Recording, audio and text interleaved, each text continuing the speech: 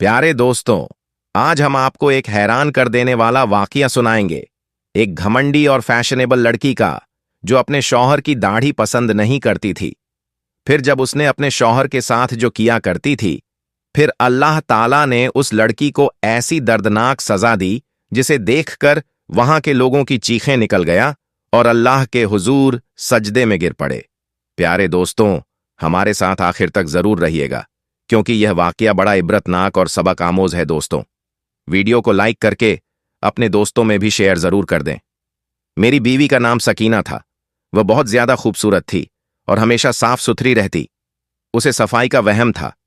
जब मेरी उससे शादी करवाई गई तो मैं उसकी शक्ल देखकर ही उससे शादी कर बैठा, और उसने शादी करते वक्त शायद मेरी जमीनें और मेरा घर देखा था। हमारी बहुत सी जमीनें थीं और उसके सामने एक बहुत बड़ा घर भी था। हमारे पास जानवर भी बहुत थे, और मैं दीन से, इस्लाम से मोहब्बत करने वाला आदमी था। मैं अपनी जिंदगी को शरीयत के हिसाब से ही चलाना चाहता था। मैंने दाढ़ी भी रखी हुई थी, और कहते हैं ना कि सुखी आदमी की थोड़ी सी तून निकली होती है, इसी तरह मेरी भी थोड़ी सी तून निकली हुई थी। मैं मौलवी तो नहीं था और ना ही इमाम मस्जिद था, लेकिन हुलिया मेरा बिल्कुल मौलवी और किसी इमाम मस्जिद जैसा ही था। मैंने दाढ़ी रखी हुई थी और मूंछों को साफ किया हुआ था। चेहरे पर नूर था। सर पर मौलवी वाली टोपी पहन के रखता था। हाथ में तस्बीह रहती थी। सारे गांव वाले मेरी इज्जत करते थे, और मुझे कभी भी किसी ने नहीं कहा था कि तुम अपना हुलिया बदलने की कोशिश करो। लेकिन जब पहले दिन ही मेरी बीवी ने मुझे गौर से देखा तो उसका जैसे कि मूड ही खराब हो गया। यह वह जमाना था कि जब दुल्हा दुल्हन एक दूसरे को शादी वाले दिन ही देखते थे। मैंने उससे कहा, आज हमारी जिंदगी का पहला दिन है, और मैं कुछ बोलने ही लगा। वही बात जो शौहर अपनी बीवी से करता है और फिर कहता है, जो भी बात है तुम मुझे बताओगी, मेरे घर वालों से नहीं उलझ होगी। लेकिन उसने मेरी तकरीर शुरू होने से पहले ही खत्म करवा दी और कहने लगी, मुझे नींद आई है। बिना कपड़े बदले ही एक तरफ को मुंह करके सो गई। साफ जाहिर हो रहा था वह नागवारी का इजहार कर रही थी और सो नहीं रही थी। सोने का नाटक कर रही थी, और फिर मुझे लगा कि शायद थक गई होगी या उसे कोई बात बुरी लगी होगी। सुबह हुई तो तब भी उसका मूड खराब था। हमारी शादीशुदा जिंदगी का आगाज तो हो गया और कुछ दिन भी गुजर गए, रस्में भी हो गई, दावत भी हो गई। लेकिन एक दिन वह मेरे पास बैठी और कहने लगी कि देखें, मैं आपसे और आपकी अम्मी से पूछे बगैर कोई जोड़ा नहीं पहनती। वह कहती है कि सर पर दुपट्टा करो तो मैं दुपट्टा करती हूं। पिछले दिनों मैंने एक सूट पहना था। आप कह रहे थे कि उसका दुपट्टा बहुत बारीक है। मैंने दोबारा वह सूट ही नहीं पहना। मैंने कहा, हाँ बेगम, तुमने ऐसा ही किया था और मुझे अच्छा भी लगा। तुमने मेरी बात मान ली, लेकिन अब तुम मुझे यह सब क्यों बता रही हो? उसने कहा, आप मेरे शौहर हैं। आपको भी मेरी पसंद नापसंद का ख्याल रखना होगा। मैं चाहती हूं कि आप अपने इस हुलिये को थोड़ा सा बदले। आपका 25 साल उम्र है और हुलिया आपने ऐसा बना रखा है जैसे आप 50 साल के हैं। इस दाढ़ी को साफ कर दें। सर पर टोपी नहीं पहना करें। बालों को थोड़ा छोटा करवाएं, थोड़ी वर्जिश करें ताकि आपका पेट अंदर चला जाए। साफ सुथरे कपड़े पहना करें, और हो सके तो पैंट शर्ट पहना करें। मैंने अपने शौहर के बारे में जो सोचा था, आप बिल्कुल भी वैसे नहीं है। और फिर सीधी बात सीधी होती है, जो शख्स आपकी आंखों को नहीं भाता वह आपके दिल में भी कभी नहीं उतर सकता, और जो आंखों को अच्छा ना लगे वह दिल को भी अच्छा नहीं लगता। अगर आप चाहते हैं कि मैं आपके साथ अच्छी तरीके से रहूं, तो फिर आपको मेरे लिए अपने आप को थोड़ा सा बदलना पड़ेगा, और इसमें कोई हर्ज भी नहीं। जब मैंने उसकी यह बातें सुनी तो मैं तो हैरान रह गया कि यह क्या कहना चाहती है। अपना इस्लामी हुलिया बदल दूं, यहां तक कि अपनी दाढ़ी भी कटवा लूं। मैं जब 17 साल का था तो मैंने तब यह दाढ़ी रखी थी, और मैंने कसम खाकर दाढ़ी रखी थी कि फैशन के तौर पर नहीं रखी, खत बनवाया था और 2 रकात नफिल भी पढ़े थे। दुआ की थी कि या अल्लाह, मुझे हमेशा इस सुन्नत पर कायम रहने की तौफीक अता फरमाना। और मेरी बीवी क्या कह रही थी, लेकिन मैं इस पर गुस्सा नहीं करना चाहता था। मैंने उसे आराम से यह बात समझा दी और कहा, नहीं, मैं ऐसा नहीं कर सकता और ऐसा हो ही नहीं सकता। वैसे भी तुम्हें मेरे हुलिये से क्या है? शौहर का हुलिया जैसा भी हो, शक्ल जैसी भी हो, अगर वह अपनी बीवी का ख्याल रखने वाला ना हो तो वह इस दुनिया का सबसे बदसूरत मर्द होता है। लेकिन अगर कोई शख्स सच में इस दुनिया का बदसूरत मर्द है और वह अपनी बीवी का ख्याल रखता है, इसका एहसास करता है, तो फिर उससे ज्यादा खूबसूरत मर्द और कोई नहीं हो सकता। तुम्हें इन बातों की आहिस्ता आहिस्ता समझ आएगी। मुझे पता है तुम्हारी उम्र मुझसे कम है और शायद तुमने शादी से पहले बहुत फिल्में ड्रामे देखे हैं। तुम्हारी सहेलियां भी थीं, तुम्हारा बड़ा खानदान है और कजन भी होंगी। ऐसी वैसी बातें होती होंगी, लेकिन वह सब बातें ही होती हैं। हकीकत का इन बातों के साथ कोई ताल्लुक नहीं होता। हकीकत को इसलिए हकीकत कहते हैं क्योंकि वह ख्वाब जैसी नहीं होती। पर मेरी बीवी तो मुझसे लड़ने लगी। उसने कहा, मुझे आपको देखकर बिल्कुल भी अच्छा नहीं लगता। मुझे ऐसा लगता है कि जैसे मेरे बाप की उम्र के किसी बंदे से मेरी शादी हो गई है। मुझे तो लगता है आपने उम्र के बारे में झूठ ही बोला है। आप सच में 50 साल के ही हैं, जबकि ऐसा नहीं था। मैं 25 साल का ही था। मैं उसको उसकी नादानी समझ रहा था। मैं सोच रहा था कि अभी अभी शादी हुई है और लड़की भी मासूम है, आहिस्ता आहिस्ता समझ जाएगी। लेकिन वह मेरे साथ बुरी तरह लड़ने लगी। उसने कहा, जब तक आप अपना हुलिया नहीं बदलेंगे मैं आपके साथ कोई ताल्लुक नहीं रखूंगी। अब मुझे भी गुस्सा आ गया और मैंने कहा कि बेगम, तुम्हें अंदाजा है कि तुम यह क्या कह रही हो और तुम ऐसा नहीं कर सकती। ऐसा करोगी तो गुनाहगार होगी और मेरी नाराजगी का भी सामना करना पड़ेगा। उसने कहा, कर लूंगी आपकी नाराजगी का सामना, लेकिन आपका सामना तभी करूंगी जब आप अपने इस हुलिया को बदलने का वादा करेंगे। ठीक है, अगर आपको पैंट शर्ट नहीं पहननी तो ना पहनिए। दाढ़ी को कटवा दें, मुझे ऐसे लोग नहीं पसंद। यह देखिए तो सही, मैं कितनी नफीस हूं, साहिबे फित्री हूं। रोज नहाती हूं, अपना ख्याल रखती हूं। और आप कोई जंगली जानवर लगते हैं जो किसी ऐसी जगह पर रहता हो जहां पर उसे अपने आप को साफ करने की कोई चीज ही ना मिलती हो। अब तो मेरी बीवी ने हद ही पार कर दी। मुझे बहुत गुस्सा आया और मैंने उसे कह दिया, तुम्हारे लिए मैं अपने आप को बिल्कुल नहीं बदलूंगा। अगर मेरे किरदार और मेरी सोच को बदलने की बात होती तो तुम किसी सही नुक्ते पर होती और अलग बात थी, लेकिन मैं तुम्हारे लिए अपना हुलिया नहीं बदलूंगा।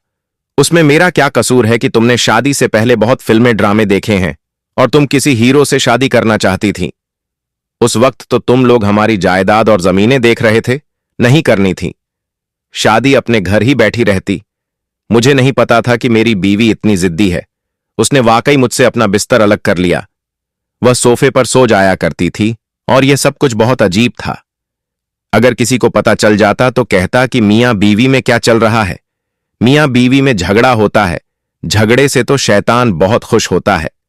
और वह रोज ही शैतान को खुश होने वाले बहाने दे रही थी। यहां तक कि रमजान का महीना आ गया। मैंने इससे कहा, रमजान का महीना आ गया है। रमजान में तो सब लोग पुराने गिले शिकवे भूलकर एक दूसरे को गले लगा लेते हैं। और फिर हम तो मियां बीवी हैं, हमने एक जगह पर रहना है। मियां बीवी तो दो ऐसे बर्तन होते हैं जो एक जगह पर पड़े होते हैं तो शोर जरूर करते हैं। देखो, अब सब कुछ भूल जाओ। उसने कहा कि नहीं, बल्कि मैं आपको रमजान तक का वक्त देती हूं।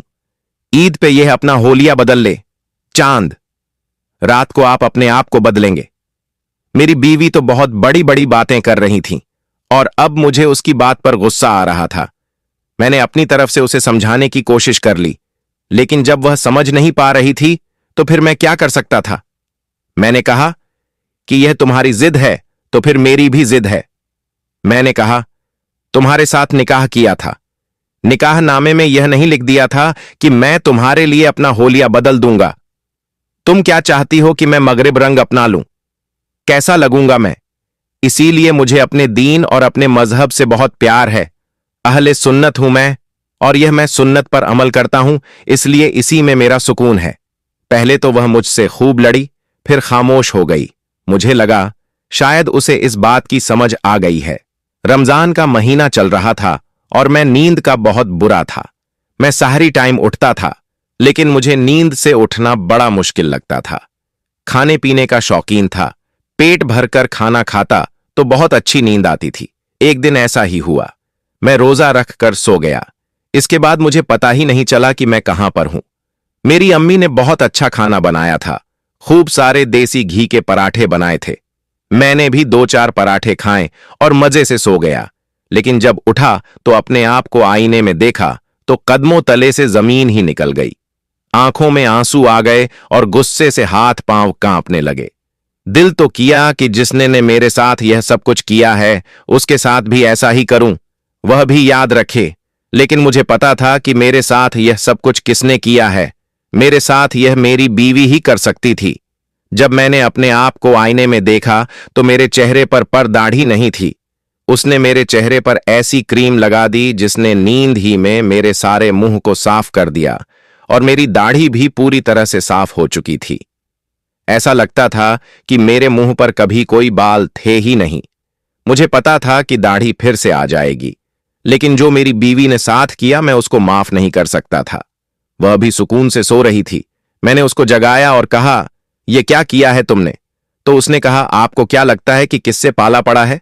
आपको यह लगा था कि मैं अपनी जिद पर कायम रहूंगा तो मेरी बीवी कुछ नहीं करेगी? हाँ, मैं चुप थी, क्योंकि मैं अपने दिमाग में प्लान बना रही थी और आप सर से लेकर पांव तक मेरे हैं। अगर मुझ पर फर्ज है कि मैं आपकी मर्जी से सब कुछ करूं, तो फिर आप पर भी यह सब कुछ फर्ज है। मैंने कहा, जाहिल औरत, तुझे यह पता भी नहीं कि मर्द को हाकिम बनाया गया है, और अगर हाकिम बनाया गया तो उसे जिम्मेदारियां भी दी गई हैं। तुझे तो सिर्फ घर पर बैठाया गया है, बच्चे पैदा करने हैं। खैर, मैंने जो करना था कर लिया। वह हंसने लगी। दिल तो किया कि अपनी बीवी के मुंह पर एक थप्पड़ मार दूं या फिर उसको उसके मां के घर भेज दूं, लेकिन रमजान का महीना था और मेरा रोजा था और ईद में 7 दिन रह गए थे। ऐसे में अपने कमरे में होने वाली इस बात का तमाशा नहीं बनाना चाहता था, क्योंकि अगर मैं भी उसके साथ ऐसा करता तो फिर इसमें और मुझ में क्या फर्क रह जाता। उसने मेरे साथ बहुत बुरा किया। मैंने अल्लाह की तरफ देखा और कहा कि या अल्लाह पाक, आप ही इसको सजा दो, आप ही कादिर हो, मैं तो अदना सा इंसान हूं। उसने मेरे साथ जो किया मैं इस पर उफ तक नहीं करूंगा। मैं सब्र करूंगा और आपसे ही अपने सब्र का फल मांगता हूं। मैंने उसके सामने ही दुआ की और उसने ऐसा मुंह बनाया कि जैसे कह रही हो, जा तेरी दुआ किसने सुननी है, और बोली, अल्लाह के पास इतना वक्त है कि तुम्हारी दुआ सुनेगा, और वहां से मुंह फेर कर चली गई।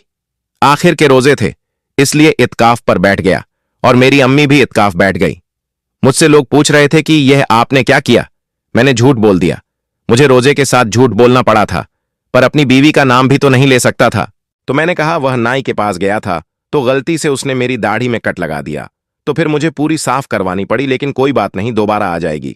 सबने कहा, हाँ यह बात तो है कि फिर से आ जाएगी, लेकिन आपके चेहरे पर बहुत अच्छी लगती थी। अब थोड़ा वक्त लग जाएगा। चांद रात को जब मैं वापस आया तो मेरी बीवी घर पर नहीं थी।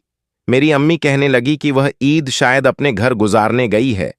लेकिन बेटा, यह बात तो गलत है ना, उसकी पहली ईद है। मैंने कहा कि उसको वहीं पर रहने दो, छोड़े ईद वहीं पर गुजार लेगी, कुछ नहीं होता। अम्मी ने पूछा कि क्या कोई मसला हुआ है, तो मैंने कहा नहीं, ईद का दिन था। जब सुबह सुबह मैं उठा तो मेरी अम्मी के चीखने की आवाज आई, और इस तरह से चीख रही थी जैसे कोई बहुत बड़ी आफत आ गई हो। मैं फौरन बाहर आया तो मैंने कहा, क्या हो गया है? तो अम्मी ने कहा, इस घर में एक छिपकली जैसा कुछ है। मैंने कहा कि आप इतनी सी छिपकली से डर गई? तो उन्होंने कहा कि इतनी सी छिपकली नहीं, बहुत बड़ी और खतरनाक कद वाली छिपकली है। मैं हैरान रह गया। हमारा घर तो गांव में ही था, कहीं मेरी अम्मी ने कोई मगरमच्छ तो नहीं देख लिया जिसको छिपकली कह रही थी? पर यहां तो दूर दूर तक मगरमच्छों का कोई भी ठिकाना नहीं था। फिर ऐसा कैसे हो सकता था? मैंने कहा, अच्छा किस तरफ गई है? तो उन्होंने कहा, वह दीवार के पीछे जो कूड़ा पड़ा है ना, उस तरफ गई है। मैंने कहा, मैं देखता हूं। मेरी अम्मी कहने लगी, नहीं नहीं, ऐसे नहीं जा, हाथ में कोई चीज पकड़ ले, कोई डंडा पकड़ ले, वह तुझ पर हमला ना कर दे। मैंने कहा, अम्मी कुछ नहीं होता, आपने इतने सारे रोजे रखे हैं, इसीलिए शायद आपको वहम हो रहा है। फिर मैं जैसे ही आगे बढ़ा तो मेरी आंखों ने कुछ ऐसा देखा कि मेरे कदमों तले से जमीन निकल गई। मुझे उस छिपकली का पांव नजर आ गया। बिल्कुल छिपकली जैसी जिल्द थी, लेकिन पांव बहुत बड़ा था। मैं ऐसे पीछे हटा जैसे मुझे करंट लग गया हो। मैं भी वहां से भाग गया और अपने कमरे में आ गया, और अम्मी को कह दिया कि कमरे में ही रहना, गांव के कुछ लोगों को बुलाना पड़ेगा, उसको पकड़ना पड़ेगा। पता नहीं यह क्या बला है। अभी मैं गांव में आया ही था कि मेरी सास ने मुझे फोन किया और कहा कि बेटा, हम लोगों ने तुम्हारी बीवी को भेज दिया है। उसने बताया कि कोई लड़ाई झगड़ा चल रहा है। देखो, वह नादान है, उसे माफ कर दो। मैंने कहा, किस टाइम भेजा है आपने? तो उन्होंने कहा, सुबह अजान के बाद भेज दिया था, तुम्हारे घर में ही होगी, लेकिन वह तो अभी तक घर पर नहीं आई थी। इस बात से मैं बड़ा परेशान हो गया, क्योंकि मुझे तो मेरी बीवी कहीं नजर नहीं आ रही थी। फिर मुझे अंदाजा हुआ कि बाथरूम में कोई है, तो मैंने जल्दी से कॉल पर कहा, जी जी अम्मी वह इधर ही हैं, आप फिक्र नहीं करें। और हां, मुझे कोई मसला नहीं, मैं उसे माफ कर दूंगा। मैंने सोच लिया था कि मैं उसे माफ कर दूंगा, और ईद का दिन था, और वह तो मेरी बीवी थी। माफ करने के अलावा मैं कर भी क्या सकता था। मैंने ऐसे ही उसको बहुत ही ज्यादा बातें सुनाई थीं। मैंने अपनी बीवी को कितने दिनों से देखा नहीं था। अब मुझे उसकी तन्हाई सताने लगी थी। मुझे उसकी याद आ रही थी। मुझे थोड़ी सी कमरे से आवाज महसूस हुई, तो मैंने सुनकर दरवाजे पर दस्तक दी और कहा, क्या कर रही हो, बाहर आ जाओ। तो अंदर से रोने की आवाजें आने लगी। उसने कहा, मैं बाहर नहीं आऊंगी, मेरे साथ बहुत बुरा हुआ है। मैंने तुम्हारा दिल दुखाया, तुम्हारे साथ बहुत बुरा किया, तो मेरे साथ भी बहुत बुरा हुआ है। मैंने कहा, क्या हो गया है, मुझे बताओ तो सही। तो उसने कहा, अगर हिम्मत है तो मैं बाहर आ जाती हूं, लेकिन मुझे पता है कि तुम मुझे तलाक दे दोगे। मैं हैरान रह गया कि यह कैसी बातें कर रही है, और इसकी आवाज से ऐसा लग रहा था कि जैसे बहुत बीमार है। जब बाहर आई तो मैं सामने का मंजर देखकर हक्का बक्का रह गया। मेरे दिल को हाथ पड़ गया। ऐसा लगा कि मेरा दिल फट जाएगा। मैंने जल्दी जल्दी कमरे का दरवाजा बंद कर दिया और आसपास भी नहीं जा रहा था। उसको अकेला भी नहीं छोड़ना चाह रहा था। वह बुरी तरह से रो रही थी। वह जमीन पर बैठ गई। देखो मेरे साथ क्या हो गया है, और यह कौन सी बीमारी मुझे लग गई है। मुझे मेरी बीवी का जिस्म ऐसे लग रही था जैसे किसी छिपकली की खाल हो।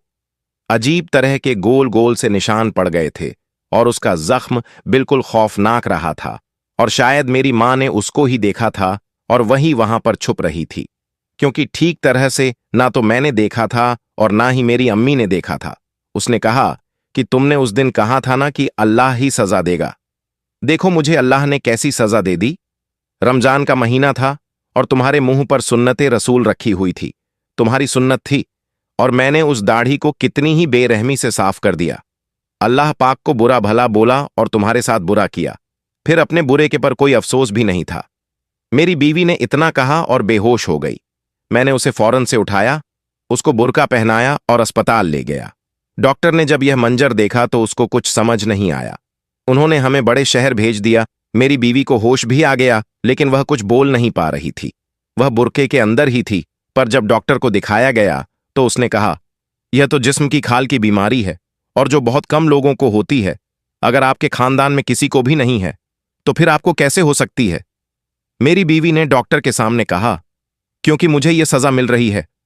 डॉक्टर ने कहा, इसका कोई पक्का इलाज नहीं है, कभी ठीक हो जाएगी, कभी फिर से आ जाएगी। दवाई वगैरह दे देता हूं, लेकिन अभी इसका इलाज का कोई दवाई जल्दी काम नहीं करता। इसके लिए अल्लाह से दुआ करें दोस्तों। इस बात को 6 महीने हो गए हैं। मेरी बीवी का इलाज चल रहा। मेरी मां के अलावा किसी को यह बात नहीं पता, क्योंकि हम उसे बहुत छुपा छुपा कर रखते हैं।